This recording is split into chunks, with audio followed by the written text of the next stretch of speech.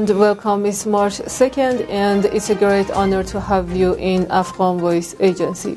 Sayyid Isa Hosseini Mazari, Director General of the Afghan Voice Agency and Managing Director of Islamic Republic of Iran News Agency IRNA, discussed the latest developments in Afghanistan, the cultural and media situation, and the need to increase interaction between the two news agencies. Hosseini Mazari pointed to the current sensitive situation in Afghanistan and the widespread presence of Western media in Afghanistan and said, "It is important that Afghanistan is on the side of Iran and the Islamic Republic as the hindrance and support for religious, cultural, and even national movements in Afghanistan." He added Afghanistan's socio-cultural context has been provided to foreign countries and their intellectual, cultural, and media rules have penetrated the society that interaction of valuable media with each other can be countered against this influence.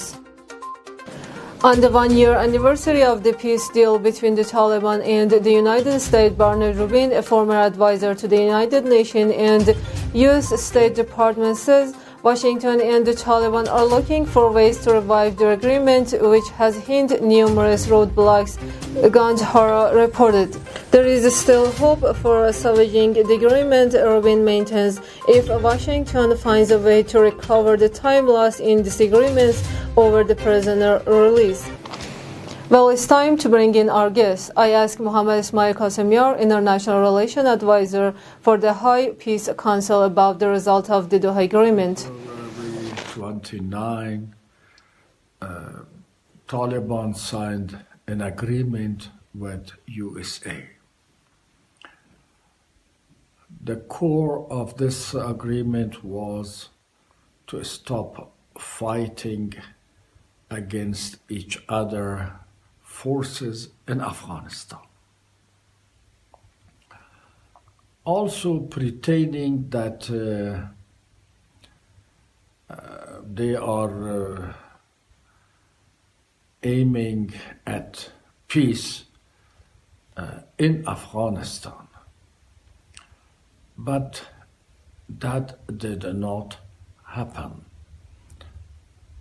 We are still witnessing suicide attacks, explosions, killing men, women, elderly, and children.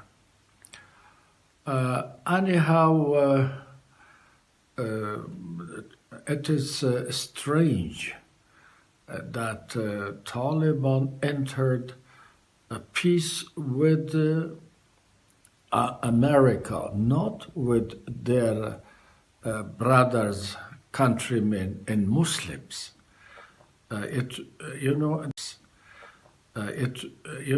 This is against some teachings of Holy Quran.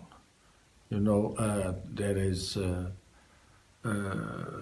clear as God's teaching us that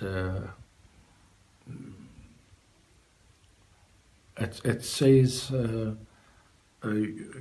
you Muslims should be kind to each other, among each other, and with non-believers you could be harsh. But it's a vice versa now. Taliban are in peace and good relations with non-believers, but with Muslims, countrymen, they are harsh. Thank you so much for joining us. President Ashraf Ghani met with U.S. Special Envoy Zalmay Khalilzad on Monday. The presidential palace said in a statement, adding that both sides discussed the next step in the peace process and emphasized the importance of expediting efforts. Khalilzad pledged that the U.S. will play an effective role in ensuring peace in Afghanistan, said. The Ministry of Interior on Monday fired 5 security personnel of the ministry in accusation of beating and threatening a soldier.